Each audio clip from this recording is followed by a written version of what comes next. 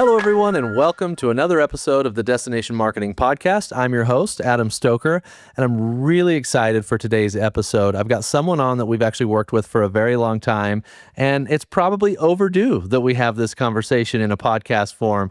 I've got Allison Yamamoto Sparks with me, and she is from San Juan County Tourism here in Utah. Allison, thank you so much for joining me today on the show. Thanks for having me on.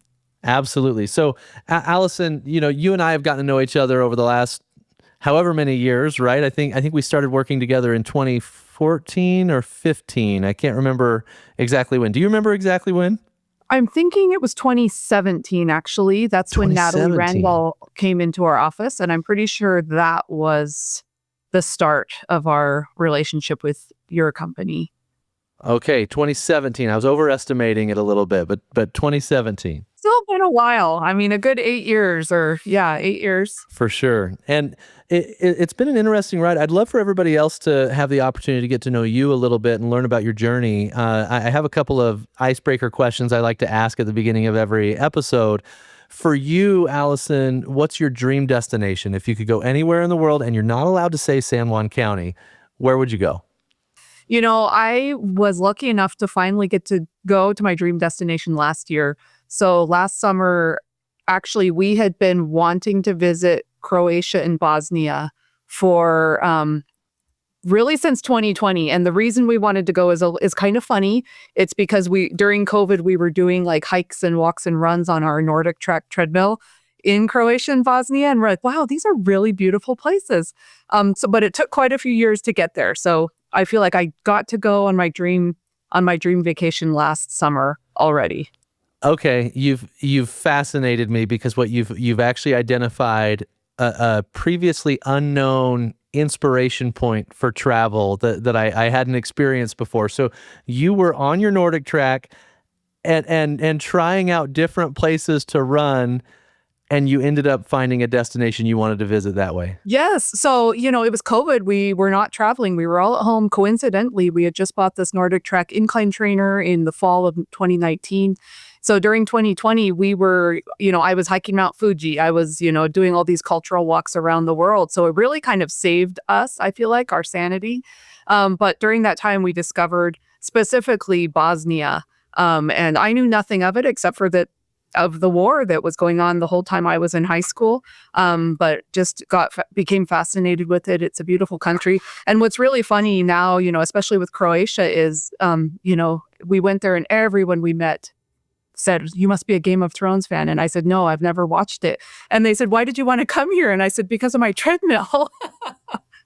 And everyone was like, that's the first time I've ever heard of that. And actually, Natalie Randall and I did try to meet with iFit and talk about bringing them to San Juan County, because during this time, I'd go into work and tell her about this, and we realized this is a really powerful tool, and we really wanted to bring them here. We had specific trails, never happened, but we realized what a marketing tool it could be. It worked on me. So I've got to know then what your imagination of what the experience was going to be based on your Nordic track and the actual experience. How closely aligned were they? What surprises were there? Tell me more.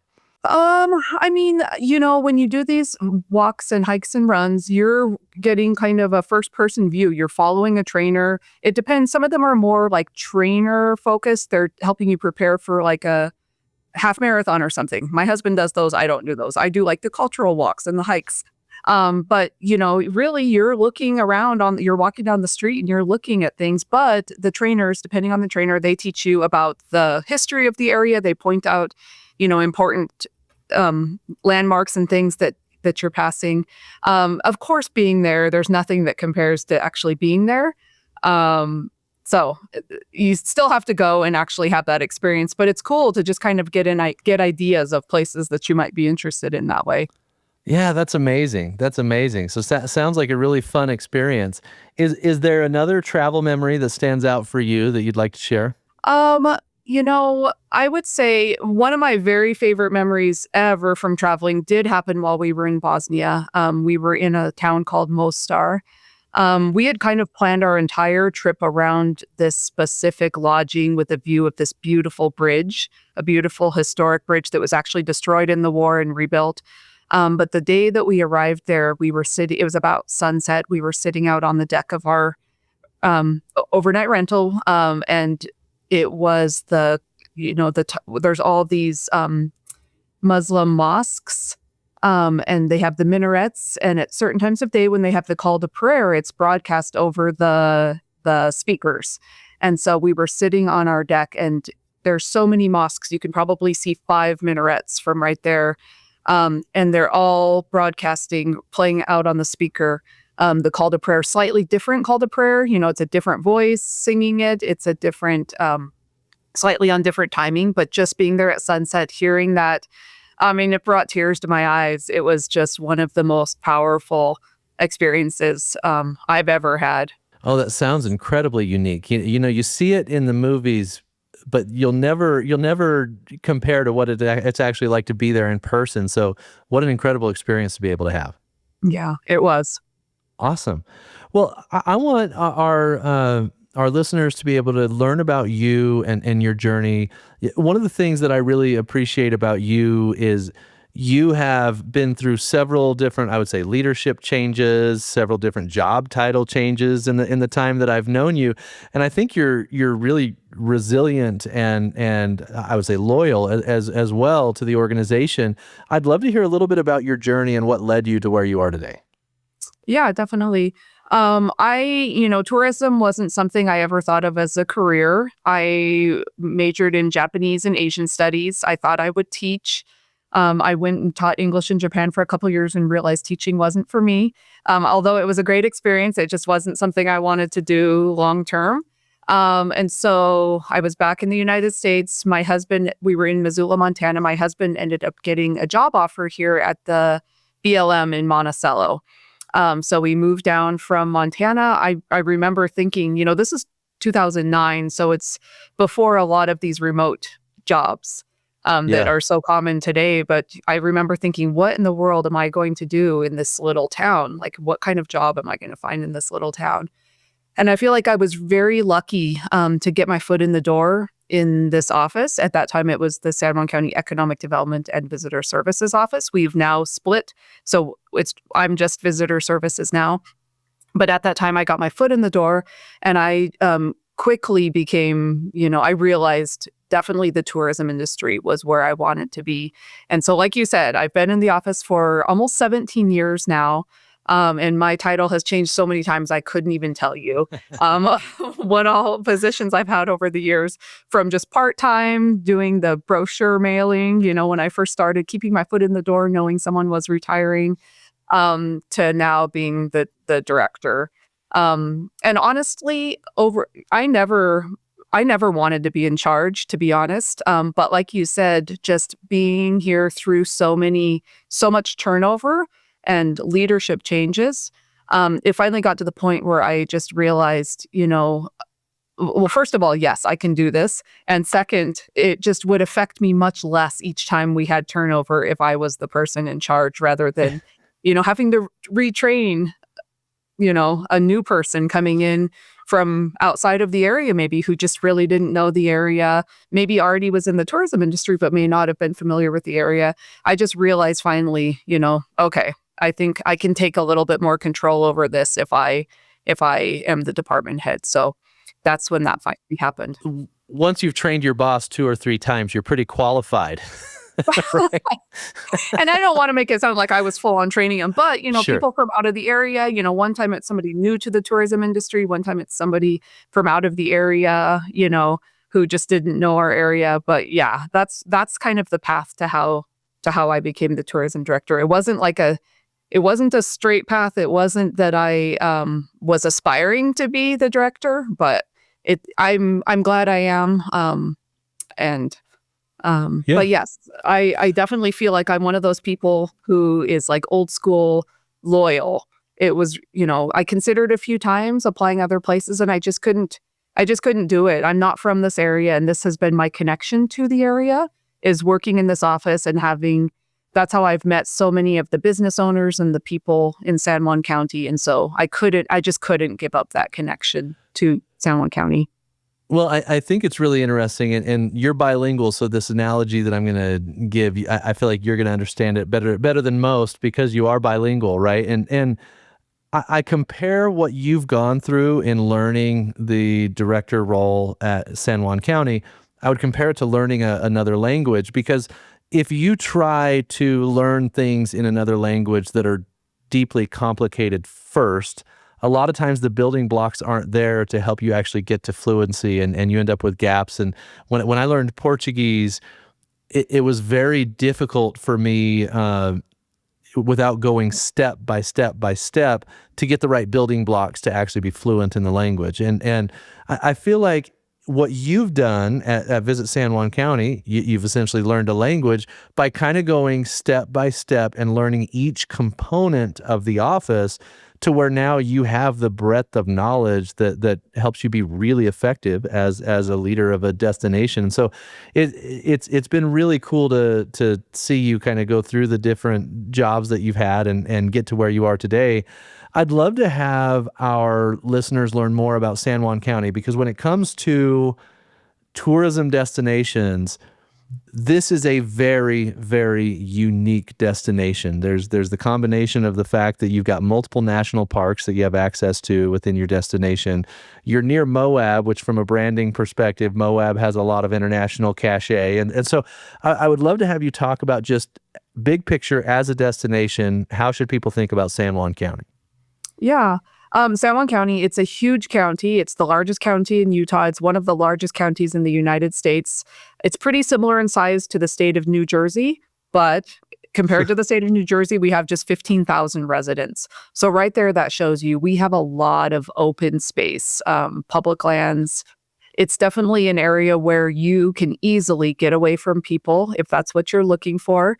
I know there's been lots of talk over the years, just increasing visitation to national parks in Utah and across the country.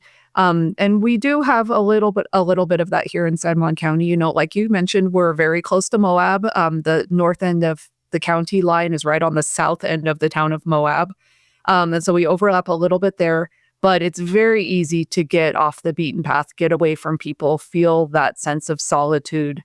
Like I mentioned, Moab's on our northern border. Monument Valley is on the southern border that we share with Arizona. We have about 4 or 5 national monuments, natural bridges, Hoven Wheat, Bears Ears, Rainbow Bridge, several state parks as well, Goosenecks, Edge of the Cedars, and then Dead Horse Point is on our very northern border. Lots of public lands. We have 2 Navajo tribal parks in our area, or that we share, Monument Valley and then the Four Corners Monument. And so I think, you know, we work with every land management agency in the area, from state parks, BLM, Forest Service, national parks, and the Navajo tribe as well. So just a very diverse, large area. Well, a lot of people don't realize everyone has seen San Juan County, Utah in a film or in a series. Or do you want to go through some of the films that have been that have featured San Juan County? Yeah, so some of the earliest films were the John Wayne, John Ford Westerns. And I am not a huge John Wayne fan myself. Not that there's anything wrong with them. I just haven't watched many of them. So I can't name all of the movies that were filmed down in Monument Valley, but I believe they filmed about 7 or 8 John Ford, John Wayne movies down in Monument Valley starting in the late 30s, I think, or at least in the 40s. So definitely those. I will tell you, when I was living in Japan 2 times, I had they were both taxi drivers, older kind of middle-aged men, when they found out I was from the United States. And I wasn't even from Utah or Arizona or anywhere in this area. I was coming there from Montana. When they found out I was from the United States, they said that they had always wanted to go to Monument Valley because they had grown up watching the old Western movies. So honestly, at that time, I had never been to Monument Valley, but that stuck out in my mind just because it happened twice. 2 people said the exact same thing. So when I ended up moving down here, I was like, oh, okay, I see what it is that, you know, I can see a lot of people from other parts of the world, a lot of Europeans, that's kind of their their perception of the American West is what they saw in movies growing up. So there's definitely those movies, but a little more recently, Back to the Future was filmed. One of the Back to the Futures, the Western one, was filmed in Monument Valley. National Lampoon's Vacation had a scene in Monument Valley. More recently, we've had Kevin Costner's Horizon, filmed a little bit in the north end of our county, up in the LaSalle Mountains. One of the City Slicker movies was filmed down in Indian Creek, just north of Monticello. There are so many. That's just a few of them. Correct me if I'm wrong, but the road that Forrest Gump runs on, that of iconic scene in Forrest Gump, is also in San Juan County, right? Yes. How could I forget that one? That one's probably the most well-known, like currently well-known. Yeah. So that area is located between Monument Valley and Mexican Hat. It's just a straight stretch of road with Monument Valley off in the southern horizon. It's become known as Forrest Gump Hill or Forrest Gump Point. If you type that into Google Maps, it's a location that it will, you nice. Plug in, and it's almost always, you'll see on Google Maps too, it's almost always yellow or red because people do stop there. It gets a little congested sometimes. I find it really interesting because that movie's over 30 years old, and you will see people out there taking photos, and they are not 30 years old. So these are people that were born after that movie came out, but it still just has this appeal to so many people. But yeah, that's probably our biggest one. Thank you for mentioning that. Well, no, of course, and this is one of the fascinating things about San Juan County that I'd love to have you talk about a little bit. Is it has been featured so much that there is some kind of inherent tourism that's going to happen because people have seen so much of the county on movies. But you illustrated the fact that you've only got 15,000 residents in a county of the size that we're talking about, the size of New Jersey. And when you start to look at that, you should recognize really quickly as a destination marketer that infrastructure and visitor support is going to be challenging when you only have 15,000 people in a county to support what I believe is millions of visitors that come to the county every year. So tell me a little bit about that kind of clash between the volume of visitation that you have and the ability to service the visitation and the infrastructure to support it. How do you kind of circle that square? Yeah, it is a challenge. And, I mentioned the size of the county stretching from Moab down to the Arizona border. In that area, we only have 3 incorporated towns. So heading from north to south, Monticello, Blanding, and Bluff. Those are our 3 incorporated towns. There are additional communities that are just not incorporated communities, but those are our largest communities. Blanding's the largest at like 4,500 residents. Monticello is about 2,500. Bluff is about 250. So right there, you can see, like you're saying, in towns that small, how are we supporting all the folks that are traveling through and that are visiting the area? It's actually kind of surprising if you look at the town of Bluff, just 250 residents, but they have probably 10, actual hotels, motels, bed and breakfasts. 2 of the largest properties we have in the area, Bluff Dwellings Resort and Desert Rose Resort. So more of a resort type experience with, over 50 rooms each. Those are our 2 largest. But definitely there are times of the year, spring and fall, when everything is full. Everything is completely full in the area, from Monticello all the way down through Mexican Head and down into Monument Valley. I do think the restaurant situation gets a little bit challenging. It's something, we've done through your company. Actually, last year we did a visitor sentiment and awareness survey for kind of our local drive markets, the states surrounding us. And that was something that came up, is people being unaware of the restaurants and amenities we have, or just being concerned at the limited restaurants and amenities. So it's definitely an issue that we're aware of and that other people are aware of. What we found in that survey was that, a lot of people are bringing a lot of the food that they think they'll need during their trip. That's not what we want, right? We want them to eat in our restaurants or at least shop in our grocery stores. But it's definitely an issue. I always use the town of Bluff as an example, just because it's, they have these 2 really big resort type properties, but pretty limited dining. And the town of Bluff, they often compare it to the chicken and the egg. What's first? Do we open more restaurants? We need more people to be coming before we invest in opening more Yep. restaurants. But, you know, which one needs to happen first? I don't know. It is definitely an issue down here, though. Well, and that's a great illustration of some of the challenges that come along with having a giant county, but then a very few number of people to support them, because it is such a risk for an entrepreneur to go open a restaurant if you don't have the volume of visitation there. How long is it going to take to build up the restaurant? And especially when you've got so many people coming from out of town that they don't come every 3 weeks. They come maybe once every 3 years. And so, yeah, you can get them there one weekend, but that doesn't build a consistent base of loyal visitation to the restaurant, which makes it really challenging for an entrepreneur. So I can totally get why that's a challenge in Bluff, and you've got the chicken and egg issue that you described. This year was a whirlwind. I was able to go to so many conferences and meet so many of you in person. It was such a wonderful experience, and I'm grateful for every event that had me come speak.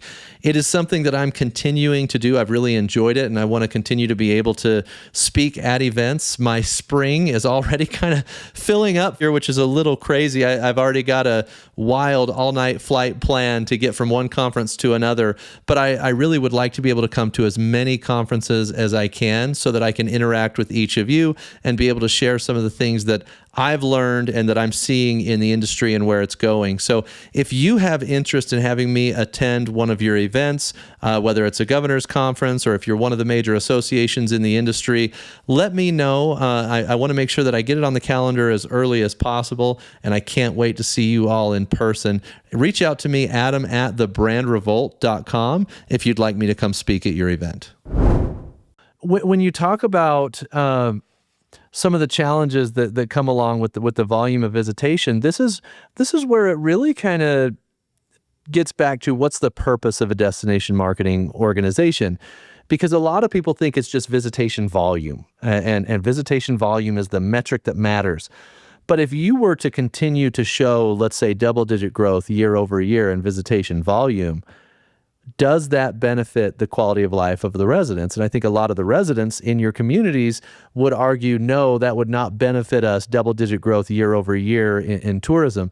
So instead, it's responsible visitation or responsible destination management that you're focused on. And one of the things that you did, especially when all the revenge travel was happening during COVID, you had to proactively message to the people that came to the destination of how to do so while respecting the destination. What was that process like of building that campaign, and how was it received? Yeah. So during that time, I feel like we were very lucky out here. As I described, so much open space and public lands. I had a friend I remember specifically that was in Seattle, and she was mentioning that all their city parks were closed and they just didn't have anywhere to get out and walk. And we had all of this. We had all of the public lands out here. So I felt very lucky during that time that we did have just so much public land.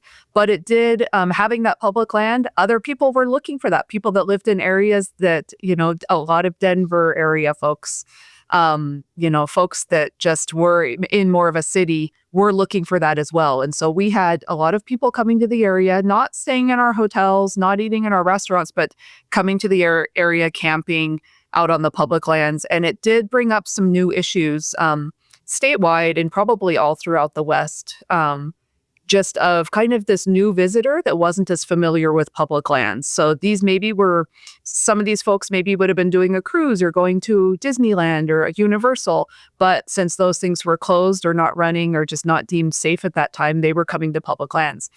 And they weren't necessarily as familiar with how to interact with public lands. And so out in this area, we have a lot of archaeological sites. So that's always a big concern for us is trying to educate people on how to responsibly interact with the archaeological sites they're visiting.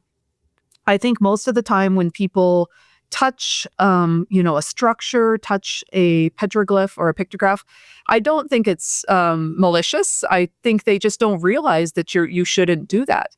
to them, it's just one touch, right? But when you look at all the people visiting, sometimes you'll see that when you're hiking on a trail, whether it's a branch that you have to kind of step over and you can see it's all smooth and shiny, and you can see that everybody has touched that exact same spot. That kind of shows you what happens over time. And so that's the same with these archaeological sites is, to you, it's just one light touch. But if everybody's doing it, it will, over the years, over a period of time, it will start to destroy these sites.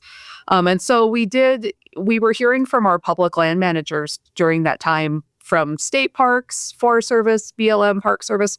We were hearing that, they had these new issues that were coming up. One of them was human waste disposal. Just people not realizing that there are certain areas where you need to pack it out, certain areas where it's okay to dig a hole and bury it. Just little issues like that just had never been a big issue before. And so we had a meeting, our office had a meeting with all of the land management agencies in our area, just kind of brainstorming, going through, asking them what were the biggest issues they were seeing at that time. We wanted to help address those and help educate the people that were coming. And so the three topics that were decided on as the biggest issues that were currently being seen were I shouldn't say human waste disposal. It was a little bigger than that. It was dispersed camping. So those kind of go hand in hand, right? You're dispersed camping, and what do you do with your human waste while you're dispersed camping? It depends, depending on what area you're in. But dispersed camping was one of those issues, visiting archaeological sites, and then OHV use. And so we decided to do some educational videos addressing those three issues, trying to teach people how to do those activities in our area, how to visit archaeological sites responsibly, how to disperse camp, because we were getting questions we had never gotten before. I would have people call our toll-free visitor line saying, can you give me a map of all the dispersed camping? And that's just not how it works. There isn't a map with sites. That's not what dispersed camping is. It's basically public lands anywhere unless otherwise signed.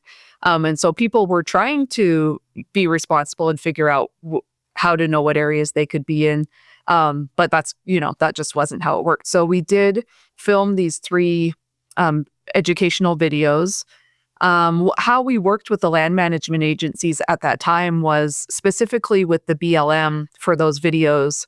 Anytime you're doing filming on public lands, you have to get a film permit with whichever agency, whatever area you're working in. They were able to help us kind of speed up that process by pointing out the areas, kind of suggesting the areas that would be the easiest for them to approve. Maybe areas that had already been filmed in, so they knew that they would not have a problem getting like the NEPA approval and things like that. And so they really pushed those permits through quickly for us. We have a videographer that we've been working with for many years. We brought him down. I feel like we were able to produce those videos from the time that we had that meeting with the public land managers till we produced those videos. I want to say it was a matter of 2 months or less, which I think is very, very fast. And if you watch these videos, they're longer. I believe they're close to 5-minute videos each. So they're longer videos with scripts, they're educational. We felt like we produced them very fast. And I think the land managers felt that way as well. For them to produce something like that, to have to go through the government process, I don't know how long that would have taken. Like the issue might not have been an issue anymore by the time maybe they would have been able to complete that. But that was kind of the partnership we had with them. They helped us by, helping push those film permits through. We were able to do something and act much more quickly to address those issues. And that's honestly one of the things that I'm the most proud of that I've worked on while I've been in the office. At the end, every time when I watch one of those videos or we, show it when we're at a conference or something like that, when you get to the end, you see all of our logos across the screen. And I really feel proud of that because it's not an easy thing to work with one federal agency. So to work with a couple different federal agencies and a state agency as well, to produce those, and be able to produce something we all agreed on, we all, could put our logos on and our stamp of approval, really was, I think, an accomplishment. Well, for those that are listening, if you don't have a national park or national monument or other asset like that in your destination, you might not realize how big of an accomplishment it is what Allison was able to pull off here, because permitting in and around national parks and national monuments is actually really, really difficult. The process takes a very, very long time. I remember some of the early projects we worked on together. It was like we had these great ideas, but we knew once it got to the permitting phase, it might not make it through, right? And so the fact that you were able to build that collaboration and partnership was really valuable for that campaign. But what's amazing about it is, I think, because you demonstrated a willingness to hear their needs and to understand. I mean, you go back to, why would there even be an issue? Well, you're bringing tons of visitation, and they have to service that visitation. So I can see a reason for like kind of butting heads a little bit.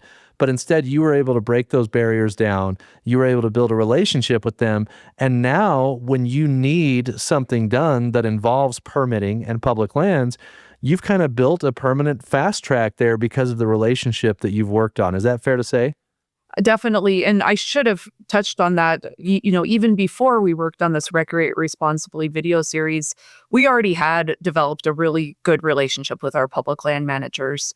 When I started in this office, I will be honest, sometimes I would look at our brochures or just ads we had, and we had pictures of everything, archaeological sites that we don't talk about now.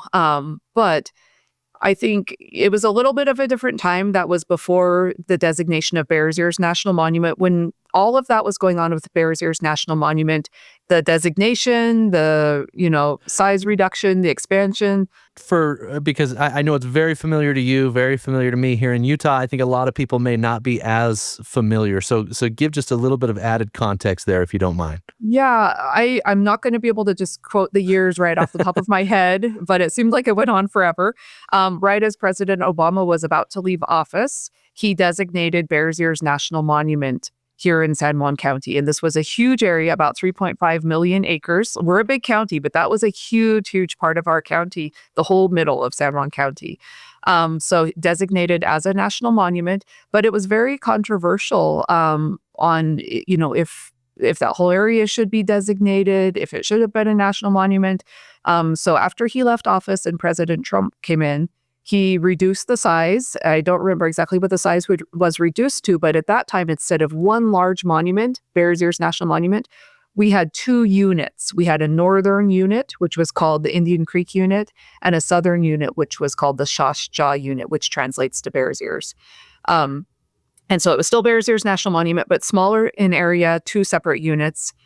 So that stood for several years. When he left office and President Biden came in, he expanded the monument again, close to back to the original size.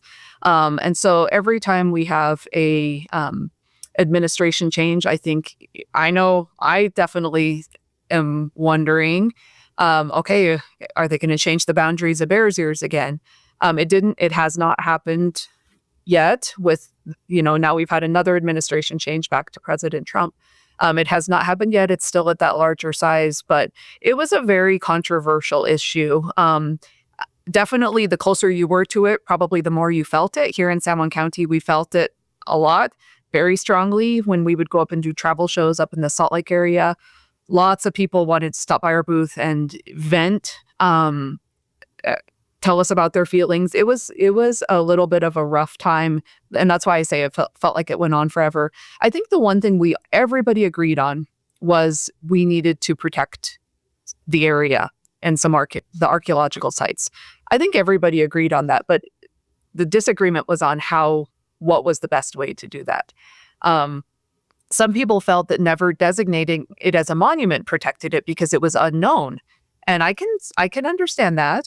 But I can see both sides. I think it was not a black and white issue. People would come up, like I said, at these travel shows, and they wanted to know what our opinions were on it. And they just wanted you to say, are you for it or against it? And it was not that simple. It wasn't a black and white issue. I could see both sides. So that's what Bears Ears was about. And we were in the spotlight for many years, like with all these changes. And I had people tell me, at these shows too. Like, oh, I went down there a couple months ago. I had no idea what was down there, but I just knew there must be something really spectacular if people are fighting so passionately over it. And so the controversy and the battle really made it interesting to people and made people want to come and see what was being fought over. So that's, once we were in the spotlight like that, we were like, wow, we need to really be careful. We need to make sure we're on the same page as all the public land managers, that we're not talking about and promoting anything that they are not comfortable with us promoting. And so probably during that time, right when it was first designated, which now it's been so many years, but we did, and we have continued to meet with them and check with them. Anytime we update our travel guide, anything that's on our website, we have talked to them and asked, if what they're comfortable with us promoting. And I think it's really interesting because even now when we will post a picture of some archaeological site on our social media, you always get some comments of people telling you you're being irresponsible. Yeah. And I just don't respond to those because I know what we're doing. I know how careful we are. I know that these are sites that are approved by the BLM, for example. We have thousands and thousands of archaeological sites in San Juan County, and we probably talk about 15 of them. So I know we're being responsible. I know we're checking with them. And it's not something that we have to do. We don't have to ask the BLM every time, hey, can we include this in our travel guide? But we want to, and we want to do that because we want to be good partners. We only want to promote places that, are visitor ready, that have signage and, not too far off the main highway. We don't want to be sending people out in the middle of nowhere where they might run into trouble, on these crazy unpaved roads. So that's something that I think right at the beginning of the designation of Bears Ears, that was something that we really put a lot of effort into, and we still do. Just try to maintain that good relationship with our public land managers. Great. So from an advice perspective to those that might be listening, just doing what the minimum of what you have to do doesn't always breed a great partnership, right? But instead, you really worked with the people who are expected to deliver on the services for the guests that you bring to town to make sure that you have a collaborative partnership that provides value on both sides. And it sounds like that's been really, really effective and strengthened the partnership for the long term. Definitely. It definitely has. And I think, I feel like they appreciate that we're doing that as well. I think also, as Bears Ears, as the BLM and the different agencies were working on the monument management plan, I think maybe they knew that, certain alternatives, I think they had several alternative monument management plans, and they just didn't know which one was going to be selected. Certain ones may have, seen the closure of a certain trail or something like that. And so during that time, although they couldn't give us a definite and maybe couldn't fully communicate that to us, they would say, maybe it would be better to take this one specific trail out of your travel guide just for this version, for this set of updates. And we might have a definite answer by the next time you update or something like that. And so I think the trust that was there, we know it's not closed yet, but we trusted and wanted to be good partners. And, we have a lot of trails and we have a lot of areas. So to remove one thing, to me, it's not a big deal. Maybe you get to edit back in the next time. Maybe it's closed by the next time you do an update. But I think we just had that relationship and that trust where if they said something like that, we would listen. That's great. Well, Allison, I know there's probably a ton more that we could talk about, and time flies when you're having fun here. But one of the things that I want to tease to our audience is we have a content project that we're working on that I am so excited about, that I think is just going to be incredibly cool. And so when we get through that, I'll have to have you back on so we can talk about how fun it was to put together and maybe share the finished product with the audience. And so excited to have you back in the future. That would be great. Awesome. If people want to learn more about you, Allison, or ask you a couple questions about maybe some of the things you mentioned today, what's the best way for somebody to reach out? Definitely through email. My email address, or we have a general info@Utah's Canyon Country. Those come to me as well. But that would work. Great. Well, thank you so much for coming on today, Allison, and sharing your experience and expertise with us. Thank you, Adam. And thanks everybody for listening. If you enjoyed today's episode, please don't forget to leave us a rating or a review. It helps us continue to bring you amazing guests like Allison. Thanks everybody, and have a great week. Guys, have you created your profile yet on Tourism IQ? Tourism IQ has become one of the very best resources in the destination marketing industry. You can see all the latest jobs there, and Lori Farr, who many of you may know from when she was doing the travel vertical, she's the editorial director at Tourism IQ, and she puts together all the latest available jobs. She tells us where people have gone when they take a new job. It's called People on the Move. She posts the latest RFPs. We have a lot of thought leadership there from different leaders in the industry. And really, Tourism IQ has become one of the very best places for you to develop professionally in the destination marketing space. It's got all the resources you need, and it's growing every day. We have over 530 active profile users. These are people that have created profiles on the site. And then we have another 2,800 active lookers who haven't created a profile, but they are there consuming the content and revisit the site on an ongoing basis. This site is growing every day. I'm so proud of what it's become, and I need everyone to go create a profile and see the incredible resources that are being posted for our industry on a daily basis. mytourismiq.com is the URL. Please go check it out. Fill out a profile on mytourismiq.com.